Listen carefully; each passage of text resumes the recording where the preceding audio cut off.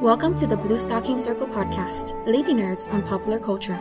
We're your hosts, B, Gricel, and Ashley. This is Minisode 9.5, Feedback, Favorites, and First Impressions. Gricel, did you read or watch any other Superman works since our last episode? I did. At your recommendation, I read Superman issue 7, the Pete Tomasi series, and it's when Lois and Clark take John to the Hamilton County Fair, which is a tie-in to, or is tied into Batman 36 and 37. And it was really sweet. It was very cute. And I continued reading the whole volume because it also had a Super Sons arc in it. It was fun and cute and adorable. But I will admit that Damian was kind of a jerk in this particular series. He was a brat. He was terrible. He gets better in the Super Sons series. The standalone series is really good. And his character improves through association with John. So John is a very good influence. And Lois is a very patient wife and mother. Not normally a quality you'd associate with her, patience. No, but I think she needed it in that particular issue. I'm glad you enjoyed it, Gricel. Ashley, did you keep reading anything by any chance? I added several titles to my to-read pile. Does that count? It does, I'll take it. And while we're talking about TBR piles, I have 2 more books for you. Since you both like Lois Lane so much, I wanted to read more about her. This time I brought 2 reading recommendations focusing specifically on her. Just 1 fiction and 1 non-fiction since this is a minisode and not a full episode. The fiction work is Lois Lane, A Celebration of 75 Years, which was prepared for her and Superman's 75th anniversary in 2013. This volume collects stories that focus on Lois from various comic series ranging from 1938 to the then present.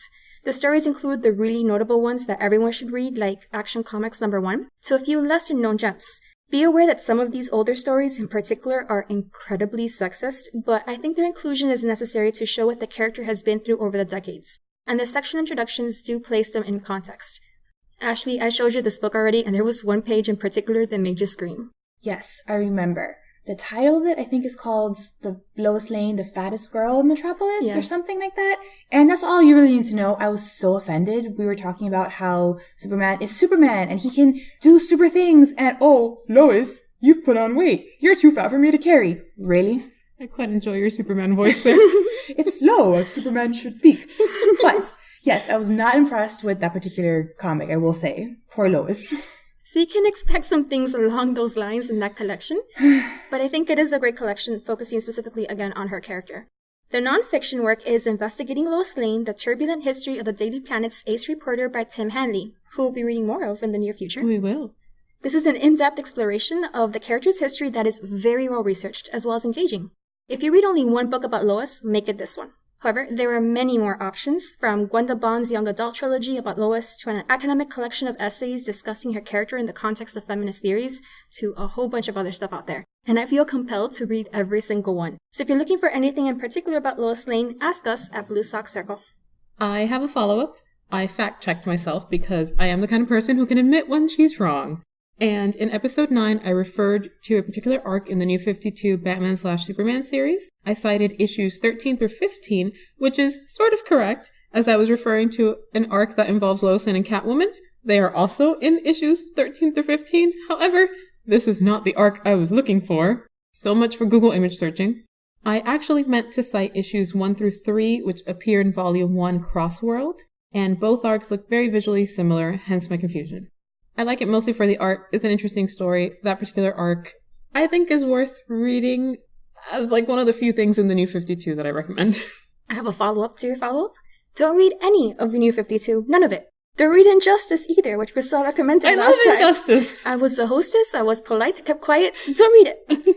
Skip from Flashpoint to Convergence in the DC world, which are 2 recent events from 2011 and 2015 respectively, and pretend there is nothing in between, and you will be a happier person for it, I promise. Since I know nothing about this, I want anyone listening who has strong feelings either way about Injustice, let us know if you're Team B or Team Gricel, because I'm really interested to see who has the bigger following. I'm going to tell you right now how it begins, and I know which team you're going to be on. I know why she doesn't like it. Superman murders Lois and their unborn child. But it's not his fault. It's not his fault. Virgin of Lois and their unborn child. Okay, well, I'll be the first one to say... It's the Joker's fault.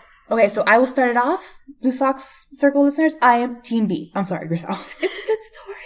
But let us know. It's compelling because it's all about what happens when you do this horrible thing and you have to live with that guilt. I am forever and always Team Don't Fridge Lois. The end.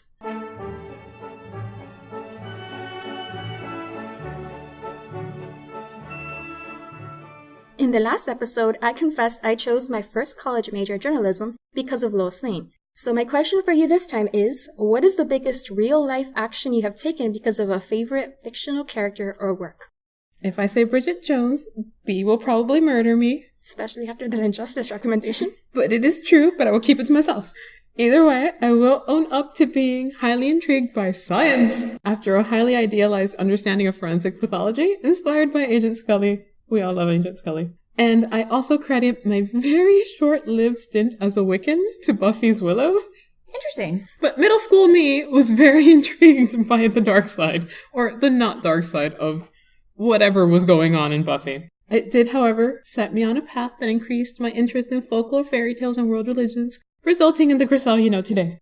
I have two answers. One's kind of a cheat because it's not fictional, but I think I've discussed before on air about how I had read The Alchemist by Paulo Coelho, and then I read The Pilgrimage by Paulo Coelho because The Alchemist inspired me so much. And last summer, I and my mom and my sister went on a pilgrimage across Spain. We hiked the Camino de Santiago, and it was amazing.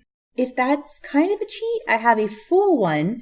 One of my favorite authors is Laini Taylor, and she wrote a trilogy about a girl with cobalt blue hair. I love the story. I love the girl, whose name is Karu. And I was too chicken to actually dye my whole head, but I did find a lock of hair that I could hide depending on my hairstyle, bleached it to that was a 3 to 4 hour process, and then dyed that one lock cobalt blue. I thought it was very, very cool.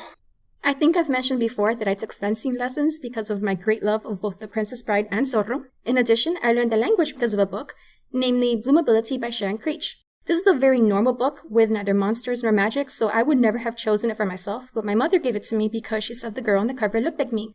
This book ended up being one of those right book at the right time scenarios for me because the protagonist was a timid 13-year-old American girl named Zinni who was sent to boarding school in Switzerland. And at the time, I was a timid, almost 13-year-old girl who felt very out of place at her own new, albeit non-boarding school. So I related to Zinni completely.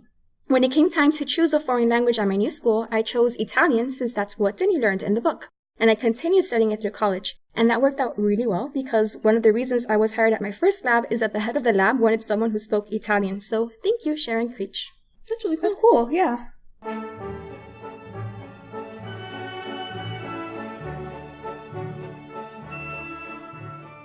In the next installment of the Bluestocking Circle's Summer of Superheroes, we'll be traveling to the 19th century for an alternative experience of Batman in Gotham by Gaslight, the 2018 film and 1989 comic of the same name. We will also be reviewing a selection of supplementary readings for additional Batcat fodder.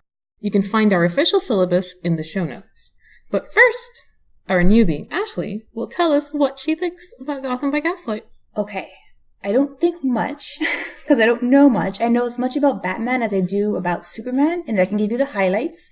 I know Batman, aka Bruce Wayne, born to Thomas and Martha Wayne. They were killed tragically in front of them. He got a little upset, understandably, grows up, and then uses his many millions of dollars to turn himself into Batman, crime-fighting vigilante.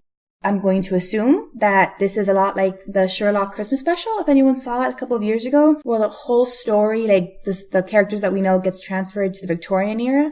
So I'm assuming it's going to be Batman in the Victorian era, but he can't have all the cool things that he has now because they haven't been invented yet.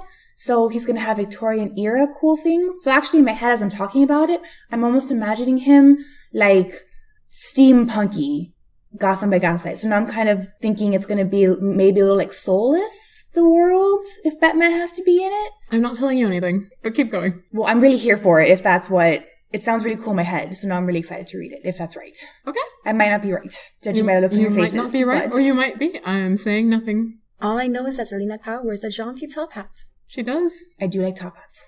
Okay, I think that's a really good first impression. I am going to try to not give away anything. I'm very excited for both of you to watch this and tell me what you think next time. So order yourself a tray of Alfred's best cucumber sandwiches and a pot of tea with a little extra something, if you know what I mean.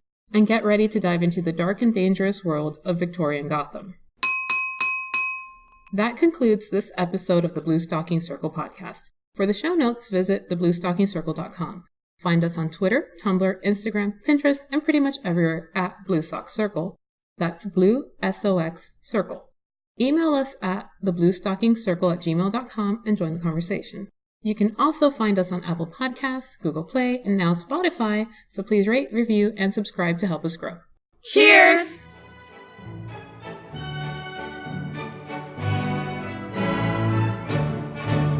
I was on a roll.